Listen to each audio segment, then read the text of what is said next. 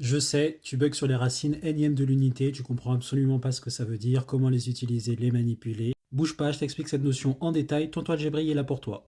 Tout d'abord, note qu'une ressource qui va t'aider et dont je vais un petit peu m'inspirer dans cette vidéo est le polycopier Louis le Grand, donc page 135, à l'intertitre 10.10, racine énième de l'unité, racine énième d'un nombre complexe. Tout est très bien expliqué, mais on va détailler, pas de souci. Déjà, c'est quoi une racine énième, que ce soit une racine carrée, une racine cubique ou une racine autre chosième? Si on se réfère à une définition de la notion de la racine énième qu'on étudie au lycée, ça va nous aider à comprendre. Attention, ici on parle bien d'une racine énième et non pas de la racine énième, ou d'une racine carrée et non pas de la racine carrée. Ce que j'ai noté ici, c'est la fonction, donc c'est la racine énième. Mais cette notation peut être utilisée dans des contextes algébriques pour n'importe quelle racine énième au sens algébrique. Une racine énième de a, c'est un nombre dont la puissance n vaut a, exactement comme le fait d'avoir une racine carrée de a, qui est un nombre dont le carré vaut a. Voilà ce qu'on appelle l'ensemble des racines énièmes. C'est les x qui appartiennent à un certain ensemble. Alors ici, ça va être les complexes, mais selon le contexte, ça va dépendre. Cette notion est valide dans des structures algébriques plus générales, comme les anneaux, mais parfois aussi les groupes, si la loi est notée multiplicativement. Et cet ensemble de valeurs va donc être l'ensemble des racines énièmes du nombre a.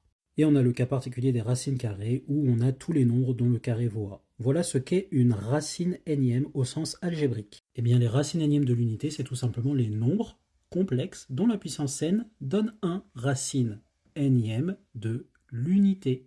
En écrivant notre nombre complexe z sous forme exponentielle r i θ avec θ réel et r dans r+, la relation z puissance n est égale 1 équivaut à dire que non seulement r puissance n est égale 1 et donc r est égal à 1, mais aussi que ein θ, puisque la puissance n de z passe à l'exponentielle d'après les propriétés de l'exponentielle complexe qui sont les mêmes que pour la réelle, et on a ein θ qui vaut 1. Autrement dit, nθ qui appartient à 2πz puisque exponentielle i 1 réel vaut 1 si et seulement si ce réel appartient à 2πz, ou exponentielle quelque chose vaut 1 si et seulement si ce quelque chose appartient à 2i-πz.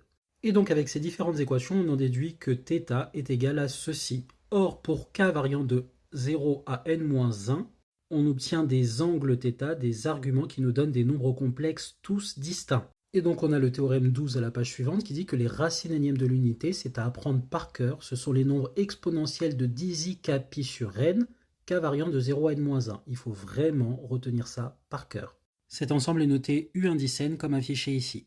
Géométriquement, on a ce genre de propriété sympa quand on place les racines quatrièmes de l'unité, par exemple ici. Donc là, vous avez 1, puisque 1 puissance 4, ça vaut bien 1. Et pareil, moins 1 puissance 4, ça vaut bien 1. Et de même, i puissance 4, i au carré vaut moins 1, et moins 1 au carré vaut 1. Donc lui aussi est une racine quatrième de l'unité, et pareil pour moins i.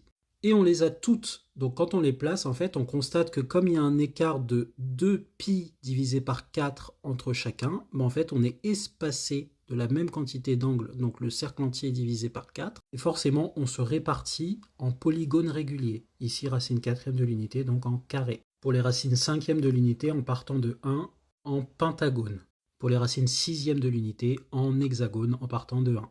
Et ainsi de suite, en octogone pour le 8, etc., etc. À quoi nous servent ces racines énièmes de l'unité? Bien déjà, elles nous servent parce que ce sont les racines énièmes les plus simples qu'on puisse exprimer dans les nombres complexes. Et en fait, on peut les utiliser pour exprimer les racines énièmes de tout autre nombre complexe. Donc si par exemple on voudrait décrire cet ensemble pour A, un nombre complexe quelconque. Il se trouve qu'un peu plus loin dans le poly, on a ce théorème qui nous décrit les racines énièmes d'un nombre complexe, donc grand Z. Si grand Z est écrit sous forme exponentielle de cette façon-là, les racines énièmes s'expriment de cette façon-là. Pareil avec k qui est dans 0, n-1.